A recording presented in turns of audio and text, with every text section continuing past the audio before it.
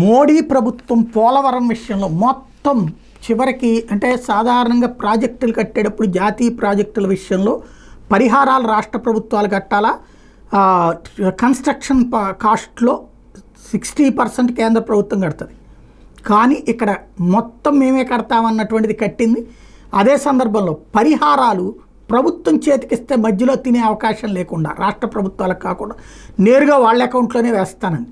ఇప్పుడు అది ప్రారంభం కావడం అంటే 1000 కోట్ల రూపాయలు ఎట్ ఏ టైం వేసి పడేశారు ఒక్కసారిగా మోడీ సర్కారు. అంటే పోలవరం విషయంలో వాళ్ళు ఎంత కమిటెడ్గా ఉంది కేంద్ర ప్రభుత్వం అన్నది తెలుస్తుంది. దాదాపు 10,000 మంది నిర్వాసితుల ఖాతాల్లో వేలేరుపాడు, కుక్కనూరు మండలాల్లో 6,875 మందితో పాటు పోలవరం మండలంలో 157 మందికి, అల్లూరు జిల్లాలో 3,000 మందికి, గిరిజనులకి 7.11 లక్ష, గిరిజనేతలకు 6.36 లక్షల రూపాయలు చొప్పున వ్యక్తిగత పరిహారాలు ఇచ్చారు. అట్లాగే ఇళ్ళు, స్థలాలు, పొలాలకు నష్టపరిహారం, ప్రభుత్వ పునరావాసం వద్దని నిర్ణయించుకున్న వాళ్ళకి అదనంగా 2.85 లక్షల రూపాయలు, పునరావాస కాలనీల్లోని కాంట్రాక్టర్లకు పాత బకాయిలు చెల్లింపు, ఇలా అన్నీ కలిపి 1000 కోట్ల రూపాయలు రిలీజ్ చేసేసింది. అవన్నీ ఎవరికి వాళ్ళకి జమ అవ్వడం అన్నటువంటిది సంచలనం.